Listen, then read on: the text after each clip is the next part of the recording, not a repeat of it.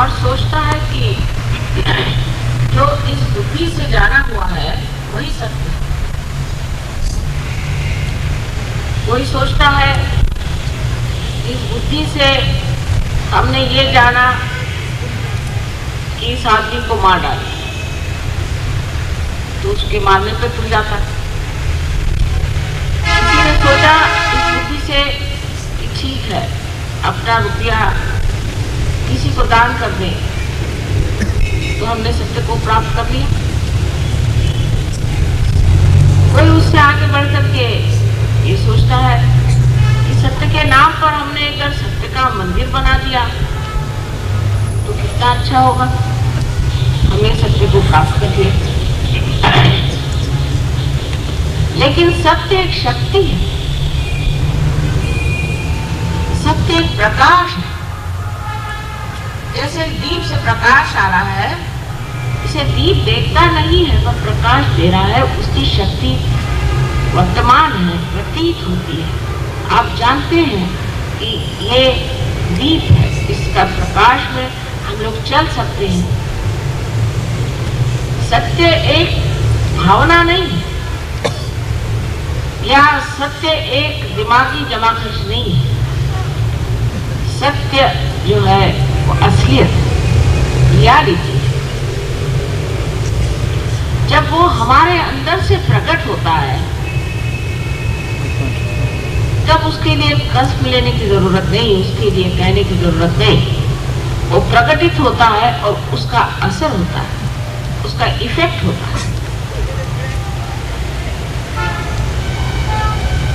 बहुत सी चीजों को जो कि बिल्कुल ही गलत हो, दुखदाई हो, तकलीफ वाली हो, उसी को हम सत्य मान लेते हैं। ये मनुष्य का स्वभाव कि वो अपने अहंकार में जिस चीज को भी मान लेता है उसी को सत्य समझ करके और उस पर जुट जाता है। जैसे अभी हम जर्मनी गए, जर्मनी में एक स्त्री आई, उन्होंने कहा हम जर्नलिस्ट हैं और आपका इंटरव्यू लेंगे। मैंने कहा अच्छा क्या इंटरव्यू लेना? कहने लगे कि हमारी जर्मनी में हम लोग ये महसूस करते हैं कि जितने गोरी चमड़े वाले लोग हैं इन्होंने हर जगह जाकर बहुत आतंक मचाया। ये गए अमेरिका में तो वहाँ पर सारे जितने भी वहाँ के पुराने रहने वाले आदिवासी लोग थे उन सबको मार डाला। फिर ये लोग पहुँच गए अफ्रीका में, फिर ये लोग पहुँच गए और जगह, हर जगह जा करके इन गोरी चमड़े वालों ने परेशान कर दिया। हिंदुस्तान पे 300 वर्ष तक इन्होंने यहाँ पे राज्य किया और उसके बाद जा करके वो चाइना तक पहुँच गए। तो ये गोरी चमड़े वाले जो हैं ये बहुत आतंकवादी हैं, एग्रेसिव नेचर, और इनको ठीक करने के लिए कोई न कोई इलाज होना चाहिए। तो इनका इलाज जो है हिटलर ने निकाला और हिटलर ने ये सोचा कि इन सबको खत्म कर देना चाहिए और आर्य समाज में उसे उठाना चाहिए और उनके हिसाब से हम लोग भी आर्य समाज वाले हैं, माने हम भी आर्य हैं। अब इस तरह की दे चुकी बात जिसको डिस्कशन न पाए, ऐसी बात को अगर कोई सत्य मान करके दुनिया में किसी कार्य में पड़ता है तो वो कितनी हानि कर सकता है और कितनी रुकावटें मनुष्य के जीवन में ला सकता है। इतना ही नहीं पर पूरी तरह से विध्वंस कर सकता है। इससे आप समझ सकते हैं कि अपने दिमागी जमाखर्च से जो हमने सोचा हुआ है ये सत्य है, वो विध्वंसक है, वो नुकसानदेह है। सत्य को जानने के लिए सिर्फ आत्मा ही शक्त है, आत्मा ही जान सकता है। आत्मा से ही आप सत्य को जान सकते हैं। इन दृष्टियों से, इस कान से, इस नाक से, मुख से, बुद्धि से, मन से आप सत्य को नहीं जान सकते। इससे परे जो आत्मा, जिसे श्री कृष्ण ने क्षेत्रज्ञ कहा है, उसको प्राप्त किए बगैर, उसकी नजर से देखे बगैर आप सत्य को जानते हैं। और सत्य कोई एक देश के लिए नहीं, एक मानव के लिए नहीं, एक जीवन के लिए नहीं, लेकिन सारे संसार के लिए एक ही तत्व है। सारे संसार का सारभूत जो तत्व है वही सत्य है।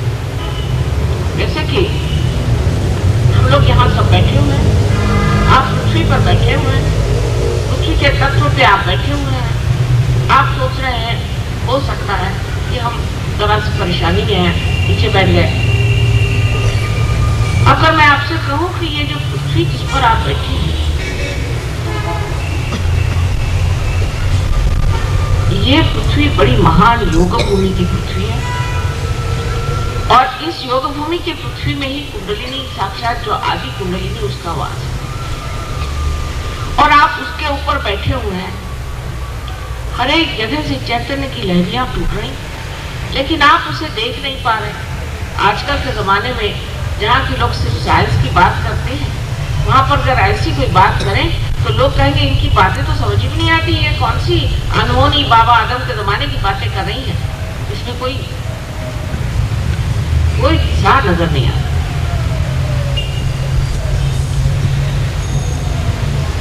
लेकिन अगर आपने अपनी बुद्धि से, अपने तर्क से, अपने विचार से, अपनी भावनाओं से जो भी दुनिया बनाई है, उसमें अगर कोई भी आपको तत्व मिलता हो तो मैं आपको मान सकता हूँ।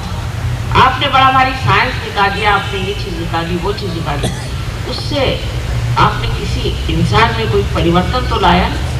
इंसान तो दिन पे दिन गिरते ही जा रहा है। ये बंबई जो 25 साल पहले थी, जहाँ मनुष्य मनुष्य को जानता था, वहां आज यह हालत हो गई कि कोई किसी को पहचानता नहीं। मनुष्य एक दूसरे से दूर होते जा रहा है, आतंक छाया हुआ है, समझ में नहीं आता है। जिनका रिश्ता इतना नजदीक था जैसे कि कोई चंद्र की चांदनी हो, वो लोग आज दुश्मन से नजर आते हैं। यह हो क्या गया है? वही जो कृष्ण ने कहा था कि हमारी मानव की जो चेतना है, जब वो परमात्मा को पाए बगैर, उत्थान के बगैर दौड़ती है तो नीचे की ओर दौड़ती है। हमसे भी ज्यादा खराब हालत तो अमेरिका में, वहां तो आधे से ज्यादा लोग एकदम पागल है, एकदम पागल, महापागल है। उनको तो हम लोगों से अभी बहुत सीखना है, लेकिन हम ही उनसे सीखे जा रहे हैं कि और पागल कैसे होगा। उन्होंने क्या पाया है जो अपने को बहुत आगे बढ़े हुए समझते हैं। इतना आतंक वहां है, इतनी आफत वहां है, आप कहीं पर भी चले जाइए आपकी जान खतरे में है। फिर ऐसी देश जहाँ की इतनी बड़ी भारी एडवांसमेंट जिसे कहते हुए है, जहाँ पर की संसार के सबसे बड़े से बड़ी नई नई चीजें निकल रही है। यह तो सब बाह्य में हो गया, अंदर कुछ हुआ नहीं। अंदर तो कोई चीज आई नहीं। हम लोग जो हमारी संस्थाएं हैं, या कहना चाहिए हमारी जो संस्कृति है, उसके प्रति बड़े जागरूक है। आप सोचते हैं कि हमारे संस्कृति में जैसा होता है वैसा होना चाहिए, तो हमारे संस्कृति में जिस तरह के फर्नीचर बनते थे वैसे बनेंगे, जैसे हमारे संस्कृति में मकान बनते थे वैसे मकान बनेंगे, जिस तरह से हमारे संस्कृति में कपड़े पहने जाते थे वैसे हम कपड़े पहनेंगे। लेकिन अंदर तो कोई संस्कृति आई नहीं, अंदर तो संस्कृति गिरती जा रही, अंदर तो हम टूटते ही जा रहे। आखिर वजह क्या है? अंदर का जो ज्ञान का वृक्ष है वो इस तरह से क्यों खत्म हुआ चला जा रहा है? हमारी समझ में नहीं आ रहा है ना। बात क्या है?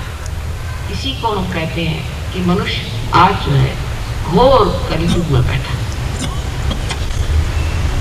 और घोर कलियुग में मनुष्य भ्रांतिमय हो जाता है। भ्रांति उसको समझ में नहीं आता है कि क्या करे। एक कह गए हैं ये करो, ईसा कह गए ये करो, तो दूसरे कह गए वो करो, उन्होंने कहा है वो करो। आखिर करें क्या? कौन से धर्म का पालन करें? हर धर्म में तो चोर बैठे हो, हर धर्म के पालक चोर, हर धर्म में गड़बड़ है। कुछ लोग जो धर्म के नाम पर चलते हैं, जैसे आप देखिए आप मुसलमान देशों में वो लोग धर्म करते हैं, आपस में लड़ना। तो है क्या चीज, कहाँ हम चूक गए, कहाँ हमारी गलती हो गई, क्यों इस तरह से हम अपना जो तत्व था, जो सत्य था, उससे क्यों हट गए। इसकी वजह यह है कि अभी आप बच्चे हैं, अब आप में अभी वो प्रगल्भता, वो मैच्योरिटी नहीं है, अभी आप बच्चे हैं। वो मैच्योरिटी या वो प्रगल्भता आने के लिए हमारे अंदर दीप जलना चाहिए, आत्मा। ये तो बहुत लोग लेक्चर देते हैं कि आत्मा का दीप जलना चाहिए। भाई कैसे जलाएं, क्या करें? लोग बड़े बड़े तप करते हैं, जप करते हैं, उपवास करते हैं, तपास करते हैं, अपने शरीर को दुख देते हैं। अरे भाई, इस शरीर को दुख देने से इस शरीर के अंदर ही जो आत्मा राम है वो कैसे प्रज्वलित हो? ये कौन सा हिसाब किताब? अपने को दुख देने से परमात्मा प्राप्त होगा, ये तो परमात्मा के ऊपर बड़ा भारी इल्जाम हो गया, अन्याय हो। क्या परमात्मा चाहेंगे कि आप अपने शरीर को दुख दें, तकलीफ दें, परेशान हो? कभी जब परमात्मा अगर मां स्वरूप है तो कोई मां चाहेगी कि हमारे बच्चे अपनी तकलीफें इतनी बर्दाश्त करें, बार बार अपने ऊपर तकलीफें लें, इतने संकटों को अपने ऊपर लें? कभी नहीं। इतनी बड़ी गलतफहमी हमें है, इतनी उल्टी बातें हमने अपने दिमाग में बिठा दी है कि इस लोगों का मुंह मोड़ना मुश्किल है। जैसे मैं वहां गई थी, कहने लगे कि 24 दिन तक उपवास करना पड़ता है और उसके बाद में आपको कहीं जाके रहना पड़ता है और आपको जमीन पे सोना पड़ता है। मैंने कहा आखिर क्यों? इसलिए कहले इसी से आप पर भगवान प्रसन्न होते हैं। मैंने कहा कभी नहीं होंगे, वहां से भगवान भाग गए होंगे। अगर मुझे कभी ऐसी जगह जाना हो तो मैं तो 1 मिनट वहां नहीं ठहरूंगी, मैं तो खाए तो बात चली नहीं गई, वहां कौन रहेगा? आफत नहीं। अच्छे भले थे, खाते पीते घर के, वहां जाकर किसने कहा था कि आप अपने पे आफत लाइए? लेकिन इंसान ने अपने दिमाग में भगवान की ऐसी कोई भावना बिठा रखी कि वो हाथ में डंडा लिए सबको मारा। अगर वो नहीं मारा तो हम ही मार लेते हैं, जिससे वो संतुष्ट हो। परमात्मा तो प्रेम है। यही एक सत्य आप जान ले कि परमात्मा महान प्रेम है, सिर्फ प्रेम ही है और कुछ नहीं है उसके अंदर। वही उसकी शक्ति है, उसमें प्रेम करने की शक्ति। इसीलिए इतना बड़ा संसार बनाया, इसीलिए आपको मनुष्य बनाया, आपके लिए सब सुख साधन दिए, आपको वो शक्तियां जिससे आप परमात्मा का आनंद उठा सके, परमानंद को आप प्राप्त कर सके। ये शक्ति आपके अंदर परमात्मा ने निहित करी। आपको दुख दे, तकलीफ दे, आपको बीमार करे, ये परमात्मा का विचार कैसे हो सकता है? ये तो एक सर्वसाधारण पिता भी नहीं करता। मनुष्य को परमानंद देने के लिए परमेश्वर ने उसकी सृष्टि की। लेकिन जिसके पास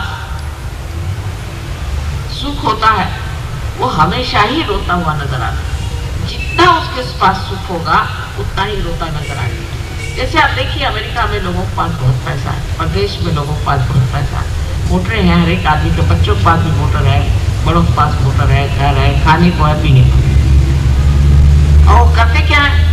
पहले हमने एक साइकियाट्रिस्ट लगा रखा है, मानस शास्त्र जानने वाले लोगों के पास जाते हैं। अपने यहाँ अगर कोई ऐसा आदमी हो जो साइकियाट्रिस्ट के पास जाए तो उसकी शादी ना हो। कोई उसको पूछे ना कि भाई तुम साइकियाट्रिस्ट के पास जाते, दिमाग खराब है तुम्हारा? और वहां लोग पैसा खर्च करते हैं और बताते हैं कि आज इसके पास में गया था, कल उसके पास में गया था।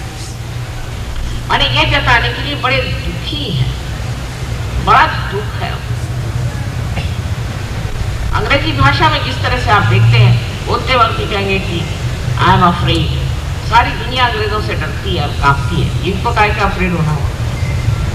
और उनको देखे देखिए हम लोग भी ये सोचने लग गए हैं कि अगर हम अपने को दुखी दिखाएं, बहुत ही परेशान दिखाएं, तो भगवान ऊपर से नीचे ऊपर आएंगे, वो तो कब के भाग जाएंगे। पहली चीज है प्रसन्न चित्त रहना चाहिए। जो लोग प्रसन्न चित्त नहीं, उनको मैं रियलाइजेशन नहीं दे सकती भाई, सही बात है।